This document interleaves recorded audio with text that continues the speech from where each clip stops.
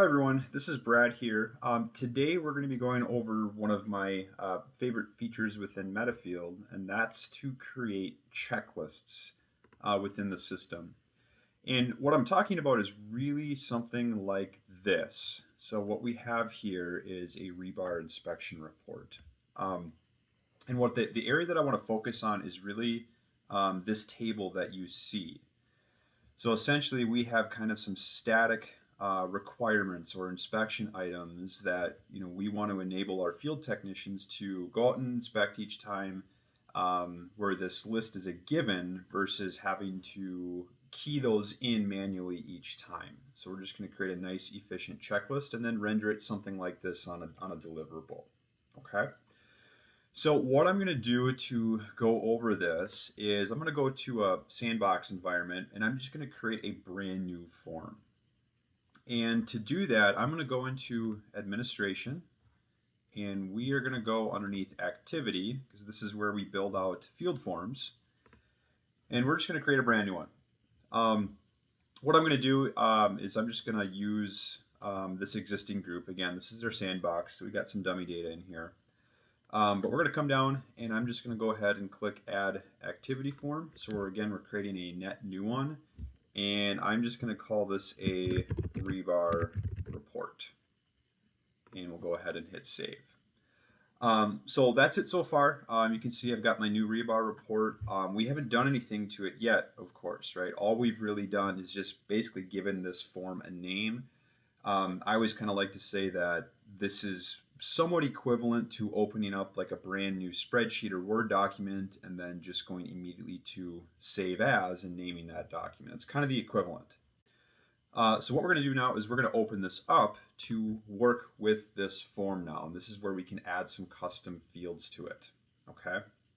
Now when we when we open up this form, the system does provide at a minimum 3 fields to start off with. So we just have an activity number, date, and a technician, but we can add to this.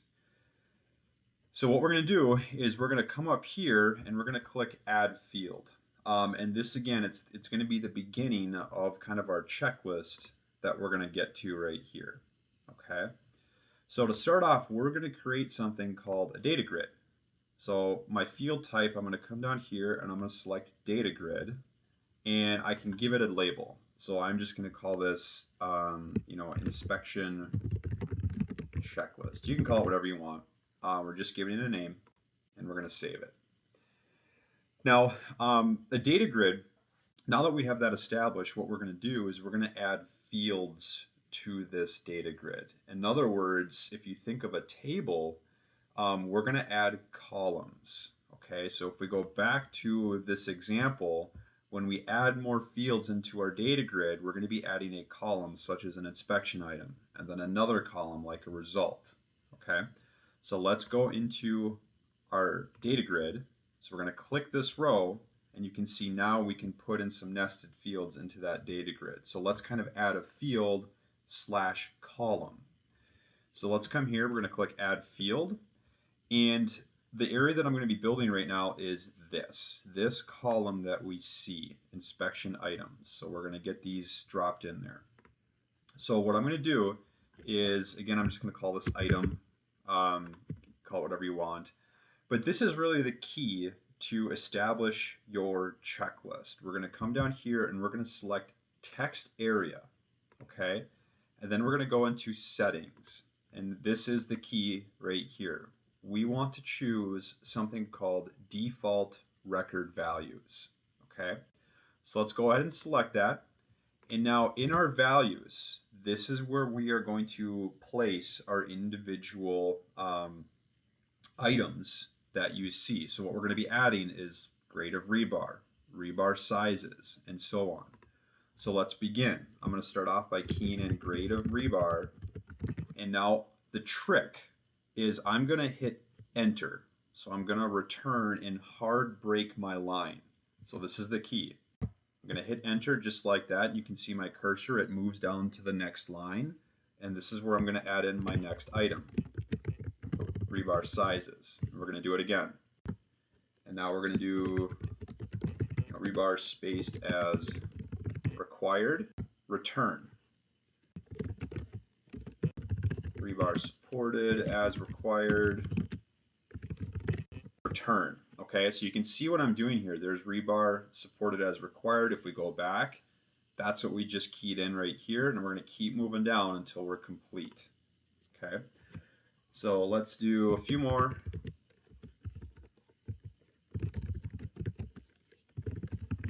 Return.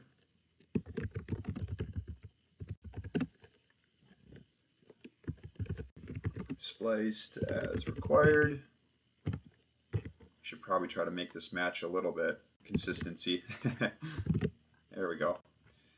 And let's just do one more. Rebar properly tied as required. Okay, so there's a few. So I got my checklist items. That's going to be it to begin. Let's go ahead and hit save. And now we're going to add that field. Okay, so that basically, we just wrapped up completing our first column within our table. Okay, now the next thing, we want to apply kind of a result, basically like a pick list or some multiple choice items for our technicians in the field. And there's a few ways to do this. My favorite way is really to create a data source, because the odds are that I'm going to use something like accepted, rejected, or NA on multiple forms that I create is pretty high. So what I'm actually going to do, and this is maybe a little bit of a advanced tip, is we're going to create a data source. So I'm going to leave this area just for a moment, and we're going to go underneath General, and we're going to click Data Sources. Okay. And what I'm going to do first is just define my data source, and I'm just going to call this Results. Okay, and simply hit Save. So again, I've just created my data source and given it a name, but now I need to add the values to it. So what I'm going to do is I'm just going to expand this and look for the new data source that I just created. So let's go find it. There it is right here. And now I'm going to add fields into this data source. And basically, again, what I'm adding is going to be accepted, rejected, and NA. So what we're going to do is we're going to come down here to add options. I'm going to type in accepted. Go to rejected, and then we'll add the NA. Okay. So we've added our three options now, but the next step is we need to apply this to our data grid for our rebar inspection. So what we want to remember now is the name of our data source, such as results. That's the key right here, and it's actually going to be the system name. Okay. So let's take a step back. I'm going to go find the form that I've been working on, and that's going to be underneath activity. So we're going to return to that form that I was customizing, which is right here. I'm going to reopen this, and we're back to kind of square one here. Let's open up my checklist, and now we're going to add the next column to our data grid. So let's click Add Field. We're going to choose Result, or I guess key that in. And now I'm going to make this a pick list. Okay, so when I'm working with a pick list, I need options to choose within that pick list, right? Well, you can certainly add your options right here, again, such as accepted, rejected, and NA, but I've already created the data source. So let's just reference the data source. So instead of adding the options to the pick list, let's come down to Settings, and we're going to go for Data Source. And this is where we're going to look up the name, the system name of the data source that we just created, which is, let's see where it is, results. There it is. Okay, so let's simply hit save, and that's going to be it. You can do a couple other things here, such as, is required. You need somebody to actually pick a value. So let's go ahead and do that, and we'll see what it looks like in a little bit. Now, the last thing that we want to do is maybe just add an option for technicians for, kind of a catch-all, type in some notes just like this. So I'm going to add one more field here, and I'm going to add, again, maybe just like a text area field where they can key in some notes. So just kind of do something like that. Okay. So that's going to be it to begin with. There's going to be some tweaking that I'm going to do here in a moment, but let's actually see what this looks like as if we were a field technician filling this out. So what I like to do when I'm building out forms is I kind of like to have two tabs open. So I'm just going to duplicate my tab, and I'm going to go back to the home screen, and we're going to go into Field and see what it's like to fill this out as a technician. So we're going to go into Field, open up Activity, and yeah, we can just use this project. That's fine. I'm just going to look for my form, which is right here. And this is what we got so far. So we have our three fields that the system gave us, right? Our activity number, date, our technician field, but this is the checklist that we're really kind of building here on the fly. So as I click this, notice that I've drilled down into basically the grid or the table that we're working with. So I can see here my first item is grade of rebar. I can see the next one is rebar sizes, and just kind of keep working my way through. So each one of these records is a different item. Okay. Now I'm going to recommend some cleanup here, and this is just my own personal preferences, and maybe it's a way for some knowledge here to learn about some more capabilities. So I'm going to do a couple of things. If I'm a field technician, what might be valuable to me is, by default, I don't really know what's buried beneath each one of these records. It'd be nice to have something listed here within a tab. We can expose that. So in other words, maybe have like the grade of rebar exposed here at this tab. Maybe it might make sense to lock this in so a technician can't edit this, right? If these are constant static values, you can lock those in if you want to. So let's just kind of go back to the form designer area. Again, I have multiple tabs open, so I'm going to take a shortcut back into administration. So what we're going to do here is we're going to edit our data grid, and I'm going to add some more settings to this. So let's come here, we'll click add. A few things that I like to do is, let's see, which one is it? Record identifier. Let's try this one. And I'm going to go ahead and maybe let's leave those two on like that, and we'll see what happens. I might even add some helper text, right? So we can do something like this. A click button to enter let's see, data into, let's do inspection checklist. Okay, so a couple things there. Let's go ahead and hit save. And then maybe we're going to come down to our item, and I'm going to lock this in place so people can't edit these. Let's click add, and let's apply a disabled value so people can't adjust it. And then I'm also going to do something called hide rich text editing controls. And just to show you what that is, if we jump back into field real quick, if we go to our form, rich text editing tools are these items that allow you to bold, italicize, underline, bullet point, kind of this little miniature Microsoft Word tool. That's kind of just wasting space in this particular case if we're going to lock these in. So I'm going to remove those. So that's why we're going to say hide rich text editing controls. So let's go ahead and do that one as well. And I think we're going to call that good for now.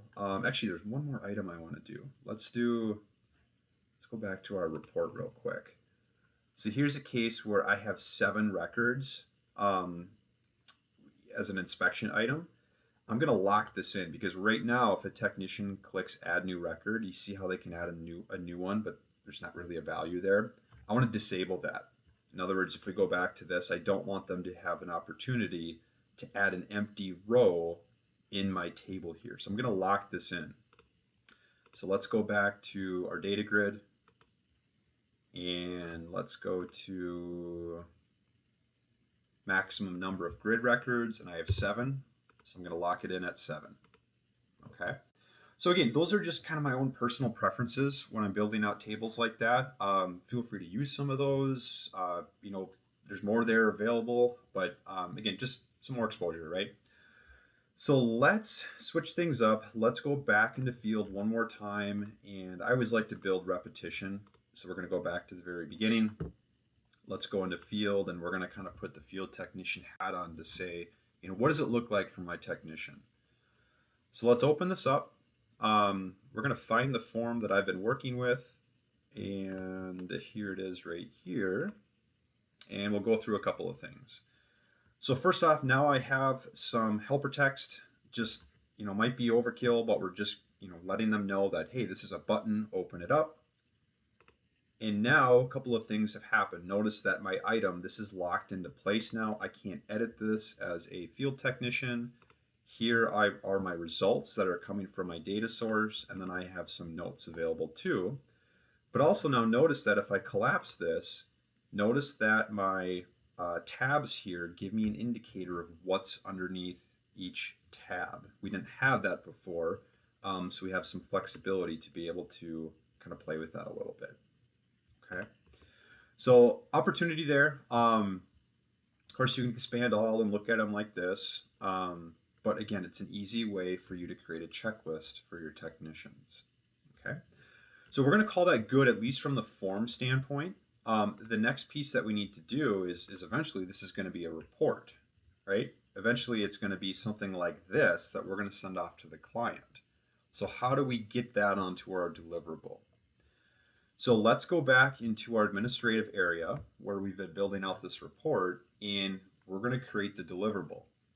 So back up at the top here, what I'm going to do next is click Report Designer. Now this is a brand new report. So again, it's a new form, which means we're going to have a new report, and I'm going to start from scratch. So all we need to do is click Add New Report, and we're just giving it a name, right? Again, it's no different than opening up a blank Microsoft Word document and just immediately going to Save As. It's kind of the same concept. So I'm just going to call this a rebar report. Just going to do something like that. There we go, and let's hit Create. Oh, looks like I got one in the background. Let's just do this. There we go. Looks like I've done this before. There we go. Oh, it's still recording. All right, forgive me there. We'll just do something like that. I've done a few rebar reports. That helps you prevent duplicates. So, all right. So here's our blank template, right? And because it's a brand new report. So what we're going to do now is we're going to get our checklist onto this kind of blank canvas or template. So if you're new to this area, what we want to do first is look at our data sets. Your data sets are the pieces of data that you can add onto your report. Now your first tab here is going to actually be the form that we just got done completing, right? So if we look at this, there's activity number, date, your inspection checklist, there it is, and the technician field. So those are kind of the four main fields. If we close out of this real quick, at your form level. See how those match up there? So this is what we can bring in over to the report itself. All right, so let's go back to data sets, and I'm just going to throw a couple on to begin with, such as the technician. I'm going to display this as a list. Let's bring over the date, and I'm going to kind of put these next to each other. So what I'm going to do is I'm going to click this kind of rectangle. We call this a panel, and I'm going to go over to properties, and I'm going to change the width of this to 50%. So it's going to kind of shrink that panel down to 50% of the width of the page, and then we're going to do the same thing here, like that. And I can also even change some things around. You know, if I want to change the label to just date instead of activity date, we'll just highlight it, come over to properties, and I have some flexibility here. So now there's date, okay? But let's focus on our checklist now, right? So what we're going to do is we're going to grab the whole thing. So here's our inspection checklist. We're going to grab the whole thing and drag it over here, and we're going to drop it. Now there's a couple of ways to render this. I'm going to recommend that we render this as a vertical table. You can do this, multiple times if you want. And let's do a horizontal checkbox. So when it's asking this, what we're doing here is it's going to drop these values, your checkboxes, horizontally versus vertically. That's kind of what it's asking here. Oops, let's go back to report design. There we go. So I'm going to go ahead and hit create. And there it is. Okay. Now, again, I'm going to recommend some cleanup here in a little bit, but let's see what this looks like. Okay. So I'm going to go ahead and hit save. We're going to come back to this and show you how to do a couple of maybe advanced things to our checkbox or our checklist. So I'm going to save our report. We're going to call it good. And what we're going to do next is we're going to go back to the very home screen, and I'm going to fill out some data really quickly. So we're going to go into field. I'm going to find my form again, and I'm actually going to log some data against this particular form. So here's my rebar report. Okay, let's open up my checklist. I'm going to kind of do this fairly quickly. Just put in some dummy data.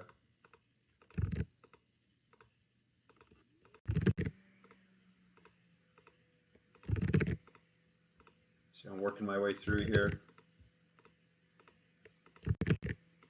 All right, just about done. There we go. Okay, so there's my record. Let's go ahead and simply hit save.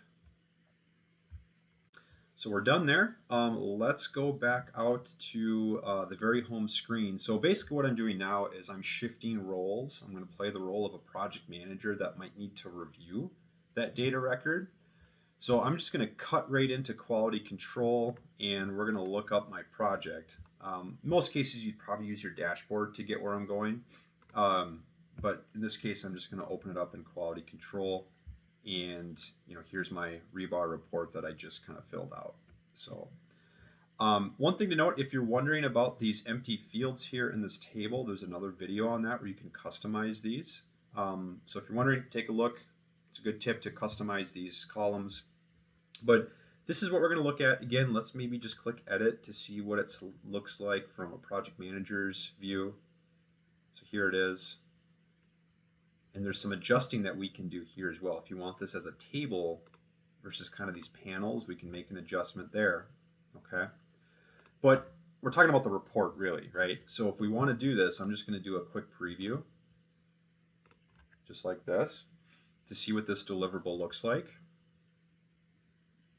And there we go. So it's starting to look like our original example, right? Right up here at the beginning. This is kind of what it's looking like. But I still want to do some adjusting to it. I might want to add a color. I might want to do some center alignment. Maybe I don't need this header there.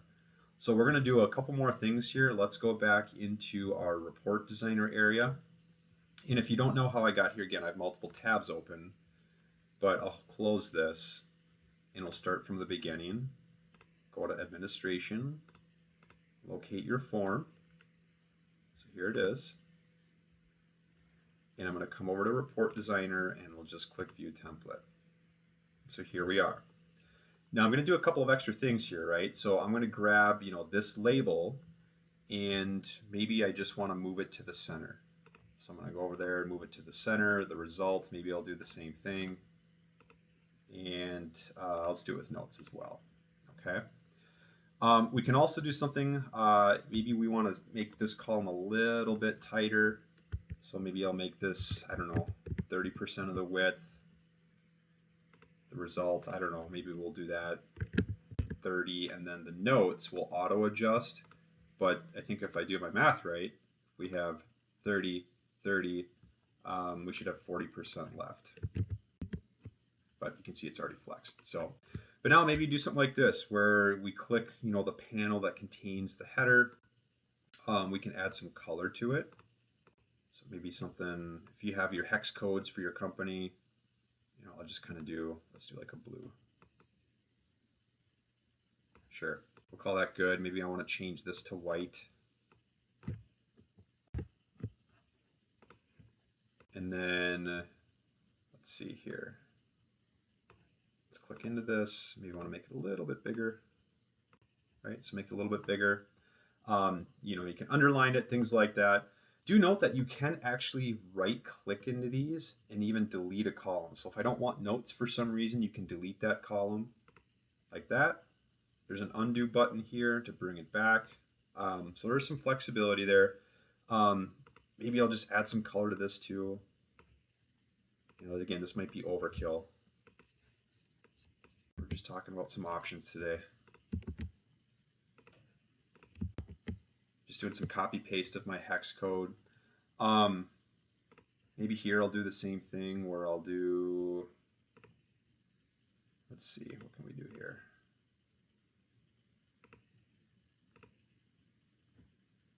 Center alignment. Actually, I'm going to keep that on left oriented. Let's call this good. Let's hit save. We'll call that good for now. And then what we're going to do is we're going to jump back into my other tab here in quality control, and let's just do a quick preview.